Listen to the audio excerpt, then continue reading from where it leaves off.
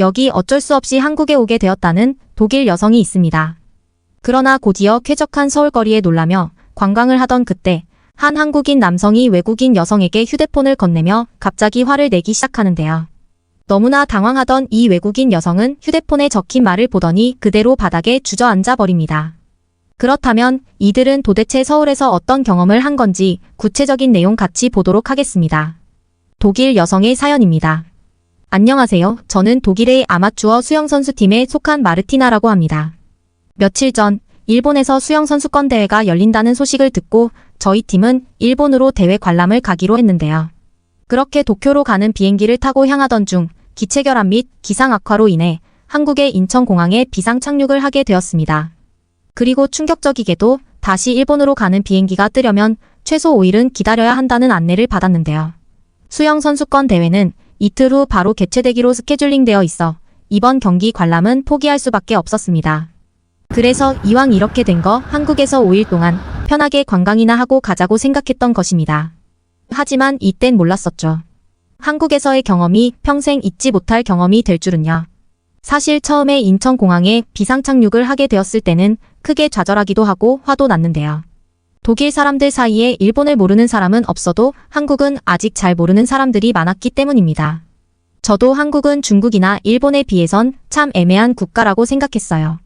근데 한국에 있을 수밖에 없는 처지인데 어쩌겠어요. 하지만 이런 마음도 잠시 저는 인천공항에 들어가자마자 놀라운 마음을 감출 수가 없었습니다. 1차적으로는 인천공항의 거대한 규모 때문이기도 했지만 더 충격적이었던 건 공항에서 식사를 하려고 한 한식당에 들어갔을 때였어요. 솔직히 음식 가격이 너무 비쌀 것 같아 공항 내 식당에서 끼니를 해결해야 하는지 고민이 많이 됐지만 아침도 못 먹었던 터라 배가 많이 고파 비싸도 다 감안하자는 심정이었습니다. 그런데 막상 인천공항의 식당 안에 들어오자 제 옆에 앉아있던 저희 팀 리더 한나는 이미 눈이 휘둥그레진 채 메뉴판을 빠르게 넘겨보고 있었는데요. 저도 한나의 옆에 붙어서 메뉴판을 보자 음식 가격표를 보고 상당히 놀랄 수밖에 없었습니다. 독일 공항에 입점한 식당들은 공항 밖의 식당보다 최소 3배에서 5배 정도로 음식들이 비싸 관광객들이 비싼 돈을 내고 독일 공항 안에서 식사를 하는 일은 거의 없는데요.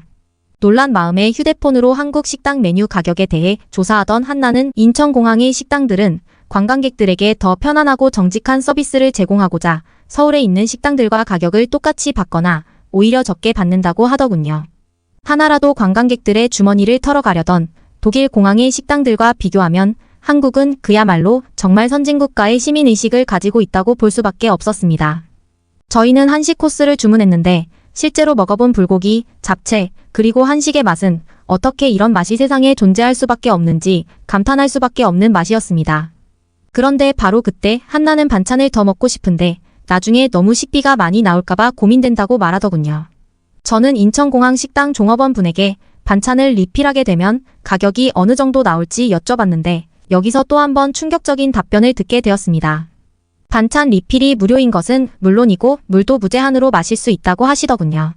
독일에서는 식당에서 음식을 먹을 때 사이드 메뉴나 반찬을 더 먹으려면 메인 메뉴 가격만큼 비싼 돈을 주고 더 주문해야 했고 물도 다 제값을 치르고 먹어야 해서 물을 아예 안 시키는 경우도 많았는데요. 하지만 인천공항에서는 반찬을 무한으로 추가 주문할 수도 있었고 물도 마음껏 마실 수 있어 저희 수영팀 선수들은 목막힘 없이 편안하고 즐겁게 음식을 먹을 수 있었습니다. 어쨌든 식당에서 배를 든든히 채우자 드디어 인천공항의 전경이 눈에 들어오기 시작했는데요. 인천공항에는 백화점, 영화관, 약국을 비롯해 짐을 보관할 수 있는 라커룸 등 여러 편의시설이 갖춰져 있어 가히 세계 1등의 공항이라 할 만하더군요. 하지만 여기서 정말 충격을 받을 수밖에 없었던 것은 귀중품을 진열해 판매하는 공항 내 백화점 직원들의 모습이었습니다. 독일에서는 귀중품을 공공장소에서 보안요원 없이 진열해 팔지 않는데요. 옆에 경비를 서는 분들이 없으면 값비싼 귀중품들은 호시탐탐 기회를 노리고 있던 범죄 조직이나 도둑들이 바로 훔쳐가 중고거래가로 팔아버리기 때문입니다. 그러나 신기하게도 인천공항에서는 아무도 훔쳐가지 않았고 훔쳐가려고 기회를 노리는 사람도 없었습니다. 저렇게 비싼 물건을 팔고 있는데 어떻게 아무도 도둑질하려고 들지 않는지 저는 정말 한국인들의 선진화된 시민의식에 감탄할 수밖에 없었습니다. 한나와 저희 수영팀 선수들은 공항 바로 옆에 붙어있는 지하철을 타고 서울로 이동했습니다. 하지만 바로 그때 한나가 어깨를 움켜쥐고 신음소리를 내기 시작했습니다. 몇 주 전 수영 연습을 하다가 어깨를 크게 다쳐 독일에 위치한 병원들에 갔던 한나는 의사로부터 지금 어깨 통증은 고칠 수 없는 것이니 평생 앓고 가야 할 거라는 충격적인 이야기를 들었는데요. 독일의 병원에서는 더 큰 병원을 가봤자 해결될 일이 아니니 망가진 어깨를 받아들이라는 무책임한 말만 내던졌습니다. 하지만 당장 병원에 가야겠다면서 아예 어깨를 움직이지조차 못하는 한나의 모습을 보니 뭐라도 해야겠다는 생각밖엔 안 들었습니다. 저희는 일단 다음 역에서 지하철을 내려 주위를 둘러보며 어쩔 줄 몰라 하고 있었는데 한 중년 한국인 남성이 아파 바닥에 주저앉은 한나에게 다가오는 게 아니겠어요. 그러더니 유창한 독일어로 자기를 따라오면 모든 게 해결될 거라며 얼토당토않는 말을 건네기 시작했습니다. 저는 당최 처음 보는 사람이 이해할 수 없는 말을 하길래 너무 화가 나서 그 자리에서 손가락질하며 따져들고 싶었지만 옆에 한나가 아파 고통스러워하고 있는 모습을 보니 그 한국인 남성을 따라갈 수밖에 없었습니다. 어깨를 붙잡고 소리를 지르는 한나를 부축해 한국인 남성이 향하는 곳으로 따라가던 중 저희는 눈앞에 보이는 광경에 정말 큰 충격을 받을 수밖에 없었습니다. 바로 지하철역 내부에 외국인도 바로 진료를 받을 수 있는 메디컬 센터가 있었던 건데요.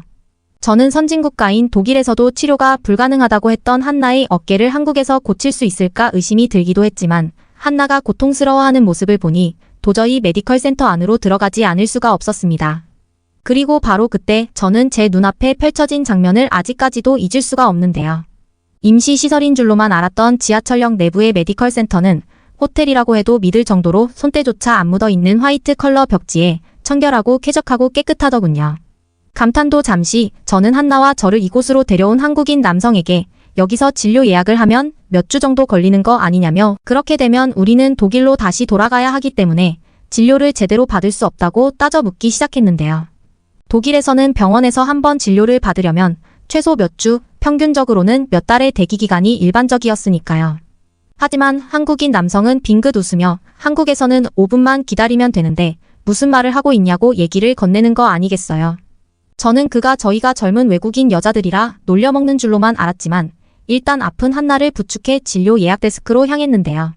그런데 너무나도 충격적이었던 건 한국인 남성의 말이 여기선 진짜였다는 사실입니다. 데스크 안내 직원은 5분에서 6분 정도만 기다리면 외국인도 진료를 받을 수 있다며 호텔 의자처럼 생긴 곳으로 저희를 안내해 주더군요. 그리고 5분 뒤 한나는 진짜로 안으로 들어가서 의사에게 치료를 받을 수 있었습니다. 또 약 30분이 지났을 때 한나는 활짝 웃으면서 저희 앞에서 호들갑을 떨기 시작했습니다. 독일에선 너무 비싸서 못 찍었던 엑스레이를 찍어보니 지금 어깨 통증은 항생제 몇 찰만 먹으면 바로 낫는 아주 일반적인 통증이고 평생 어깨가 아프지 않아도 된다는 믿기 힘든 충격적인 말이었습니다. 조금 더 말을 자세히 들어보니 한국 의사의 말에 따르면 이런 어깨 증후군은 운동선수가 아닌 일반인들 사이에서도 흔한 증상이라 약을 3일치만 먹으면 깨끗하게 낫는 근육통이었다는 것입니다. 심지어 독일이었다면 50만 원쯤은 나왔을 진료였는데 한국에서는 단 3만 원이라는 저렴한 돈으로 수준급 의사에게 치료를 받을 수가 있었습니다. 독일에서는 한나의 어깨 통증은 고치기 어려운 것이니 평생 가지고 살라는 절망스러운 말만 들었는데 한국 병원에서는 이렇게 고치기 쉬운 증상이었다니 진정한 선진국가는 독일이 아니라 바로 여기 한국이라는 생각이 들더군요. 저희 수영팀 선수들은 이곳을 안내해준 한국인 남성에게 감사의 인사를 표했고 그 한국인 남성에게서 놀라운 말을 들을 수 있었습니다. 저는 원래 독일에서 유학을 하고 공부를 했는데 한국의 편리한 인프라를 누리다가 독일에서 생활하려니 도저히 적응이 안 되더군요. 그래서 저는 중간에 독일 유학 생활을 포기하고 다시 한국에서 일을 하고 있답니다. 공항에서부터 한국 병원의 놀라운 의료 시스템까지 이런 인프라는 유럽의 그 어떤 선진국가에서도 보기 어려운데 한국인들은 당연하다는 듯이 숨쉬듯 이용하고 있는 모습을 보고 저와 한나는 깜짝 놀랄 수밖에 없었습니다. 어쨌든 저희 팀 선수들이 정신을 차려보니 이미 해는 지고 어둑어둑해져 있었는데요. 그때부터였을까요? 마음이 조급해지기 시작했습니다. 시계를 보니 이미 밤 8시가 넘어가고 있었는데 독일에서는 밤에는 길거리를 다니지 않고 집에 머무르는 것이 일반적이니까요. 독일에서 밤에 잘못 길거리에 다녔다가는 범죄 조직원들에게 납치를 당할 수도 있고 자칫하다간 다시는 집에 돌아가지 못하는 경우도 많았습니다. 이런 사실들을 이미 알고 있기에 저희 선수들은 어쩔 줄 몰라 하며 길을 찾기 시작했지만 한국어로 무슨 말이 써 있는지 길 표지판을 도저히 읽을 수가 없어 너무나도 당황하고 말았는데요. 그런데 휴대폰으로 여유롭게 뭔가를 검색하던 한나는 걱정하지 말라며 모든 게 해결됐다고 여기서 기다리라는 말을 건넸습니다. 저는 한나가 도대체 무슨 헛소리를 하는 건지 당최 이해할 수 없어 화를 내려던 그때 갑자기 노란색 택시 한 대가 저희 앞에 멈춰섰습니다. 한나는 이렇게 말하더군요. 지금 여기 잡히는 무료 와이파이로 내가 검색을 해봤는데 한국에서는 언제 어디서든 택시를 잡을 수 있다고 하더라고. 그래서 내가 방금 택시를 잡았으니 우리는 편하게 숙소로 이동하기만 하면 돼. 독일에서는 택시를 어플 하나로 잡는다는 게 도저히 있을 수 없는 일이고 한국에서처럼 이런 첨단 디지털 어플이 개발되어 있지도 않는데 9시가 넘은 밤중에도 길거리에서 바로 택시가 잡힌다는 사실에 다시 한번 충격을 받지 않을 수가 없었습니다. 어쨌든 그렇게 숙소에 도착했는데 숙소 엘리베이터에 붙은 충격적인 문구에 저희는 그 자리에서 모두 주저앉을 수밖에 없었습니다. 바로 지하 1층에는 무료로 이용할 수 있는 수영센터가 있다는 사실이었는데요. 호기심으로 지하 1층 버튼을 눌러 내려가자 저는 두 눈을 비비고 제 눈앞에 펼친 광경을 도저히 믿을 수가 없었습니다. 바로 숙소 지하에 투숙객을 위한 24시간 무료 수영장이 있더군요. 독일에는 수영시설을 한번 이용하려면 비싼 돈을 내야 하는 데다가 밤에는 영업을 하는 곳도 없고 물이 더러운 경우가 많아 깨끗하게 수질 관리를 잘하는 수영시설을 찾기도 어려워 힘든 점이 많았는데요. 한국 수영장을 가까이 가서 보니 물이 깨끗하다 못해 투명해서 수영장 바닥까지 또렷하게 보일 정도더라고요. 이번에 저희 팀은 어쩔 수 없이 한국에서 머물게 된 것이지만 한국은 유럽보다 수십 년은 이미 앞서 있는 인프라를 가졌다는 생각이 들었고 후진적인 유럽에 비하면 한국은 수준 높은 선진국가라는 생각밖에 할 수가 없었습니다. 이 외국인 여성의 사연은 여기까지입니다. 한국에 와서 감탄하게 된 독일인의 글이었는데요. 제가 여러분께 소개해드릴 내용은 여기까지입니다.